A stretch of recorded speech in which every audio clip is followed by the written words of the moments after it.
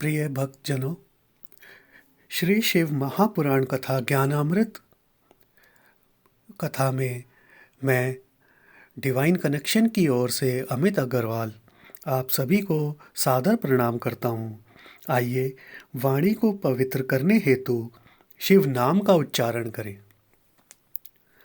जय शंकर शंकर जय शंकर कैलाशपति।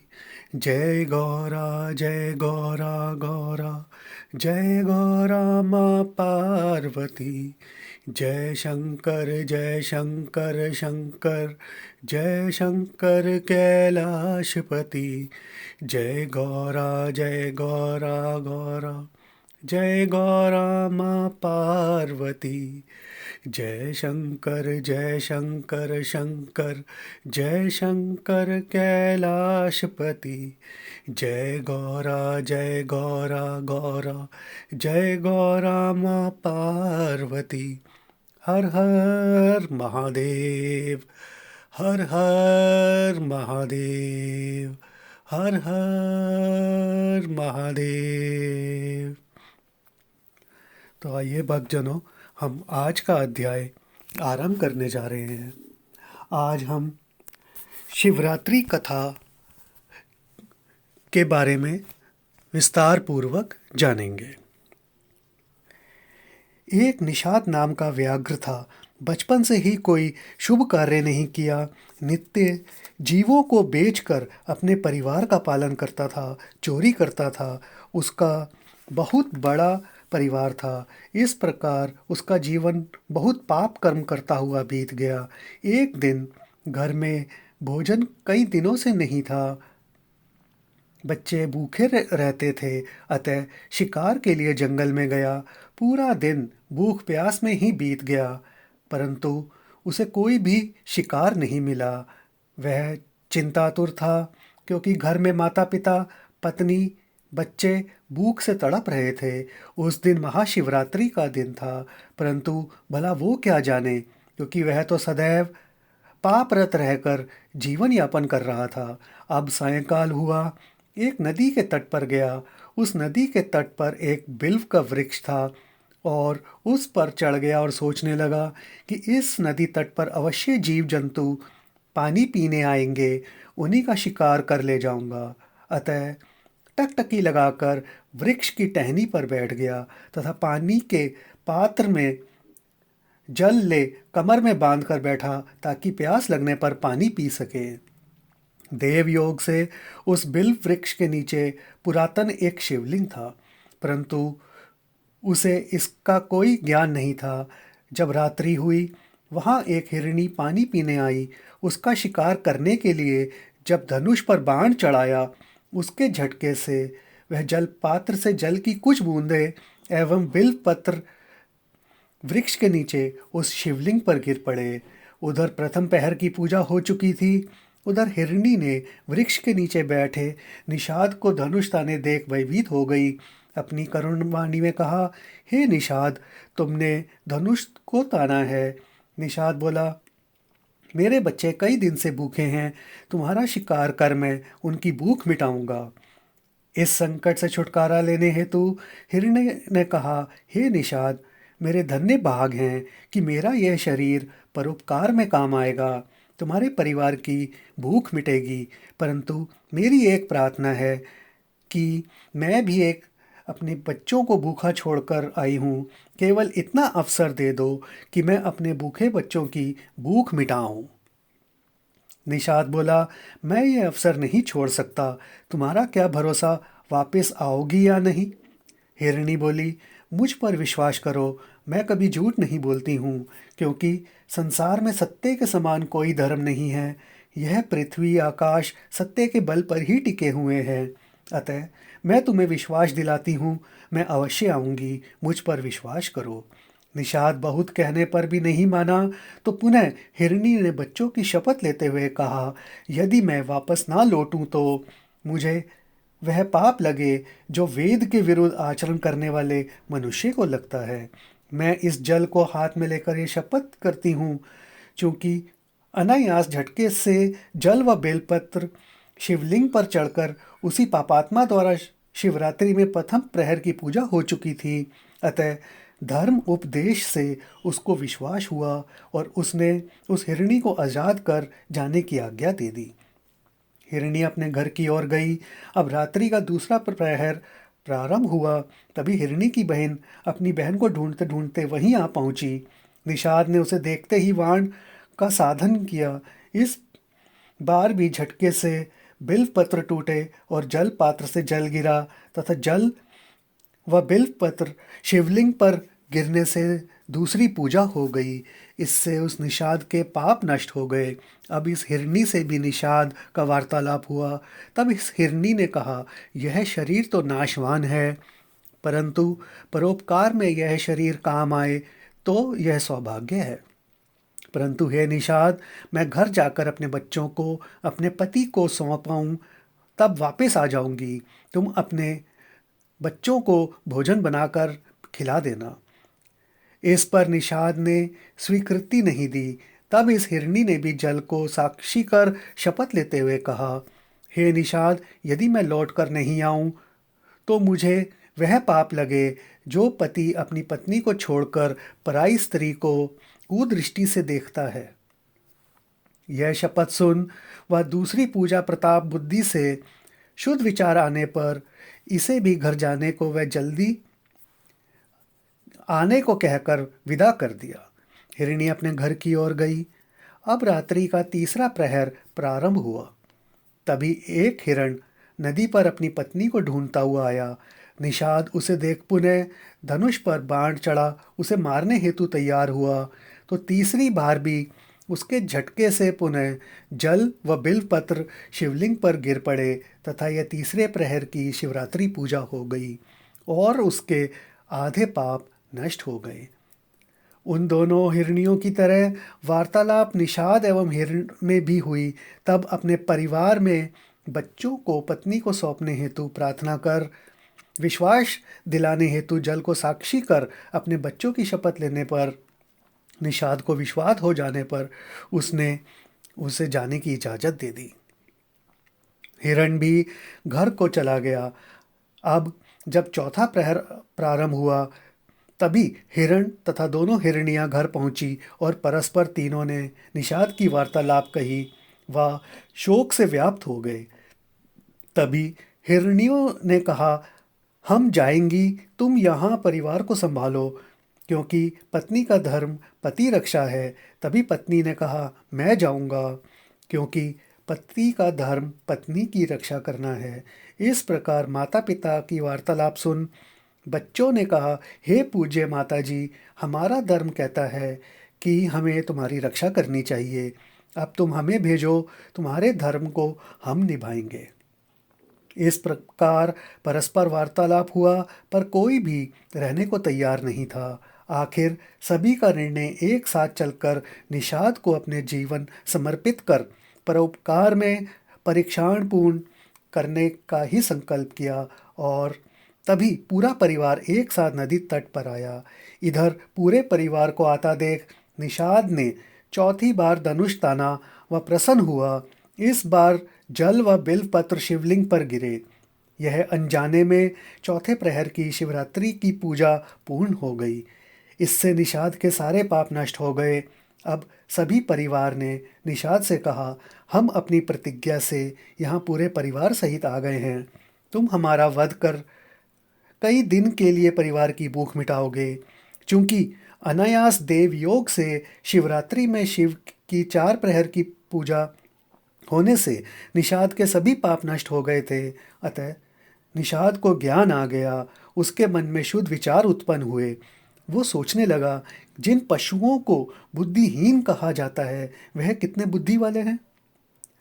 मनुष्य बुद्धि युक्त होते हुए भी धर्महीन है, परंतु यह धर्म रक्षा हेतु अपने शरीर को नाशवान समझ परोपकार में जीवन समर्पित कर रहे हैं। मैं इस शरीर हेतु इनको मारकर पाप में लिप्त रहा हूँ। ना जाने इस पाप का फल मुझे क्या भोगना पड़ेगा। इस प्रकार सोचते सोचते उस बाधक की आंखों में आंसू भर आए।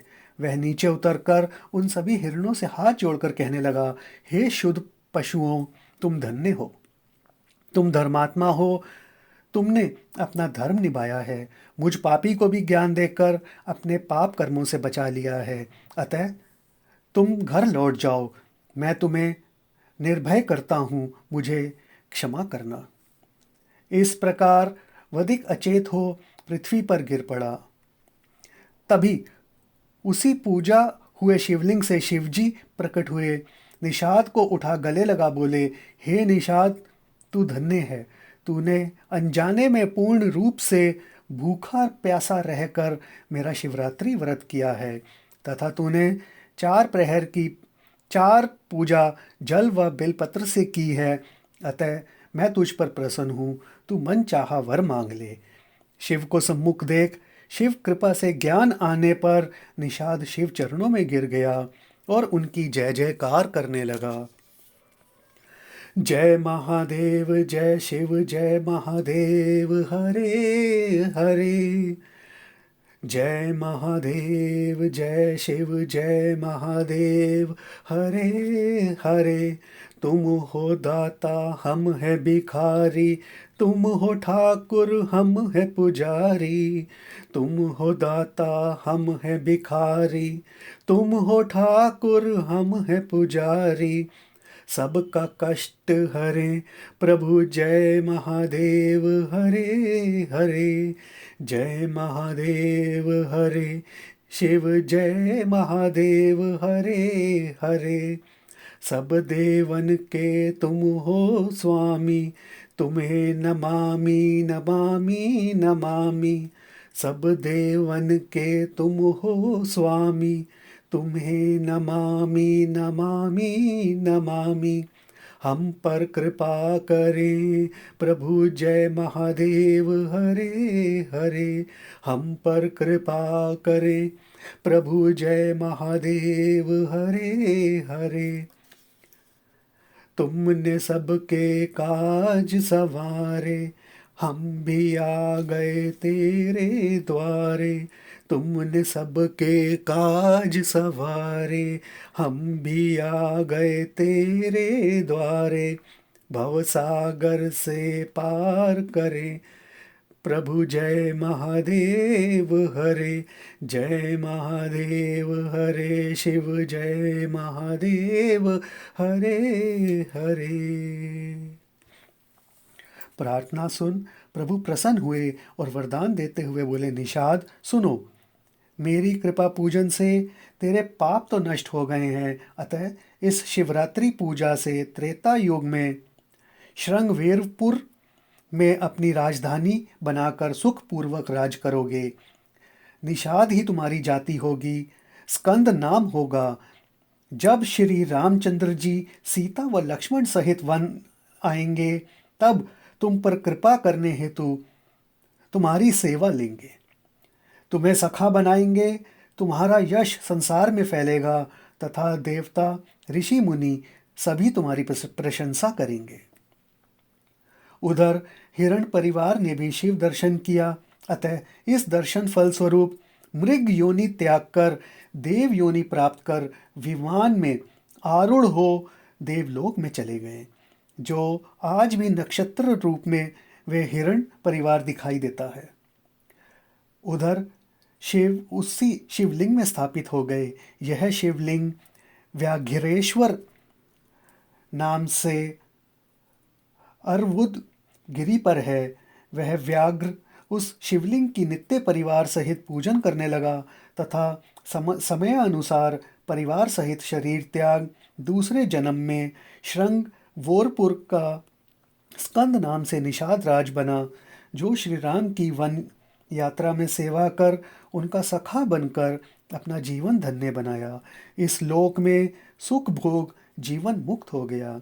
अतः यह शिवरात्रि पूजा फल है। जो भी इस कथा को सुनता है, कहता है, शिवरात्रि पूजा करता है, शिव कृपा से सुख भोग शिवलोक प्राप्त करता है। तो भक्तजनों, महाशिवरात्रि महात्म्य कथा दूसरी कथा हम कल श्रवण करेंगे।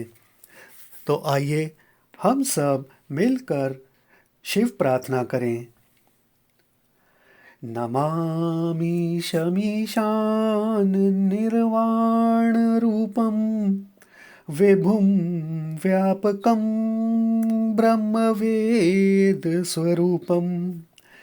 निजं निर्गुणं निर्विकल्पं निरीहं चिदाकाशमाकाशवासं भजेऽहम् निराकारमोकारमूलं तुरीयं गिराज्ञानगोतीतमीशं गिरीशं करालं महाकालकालं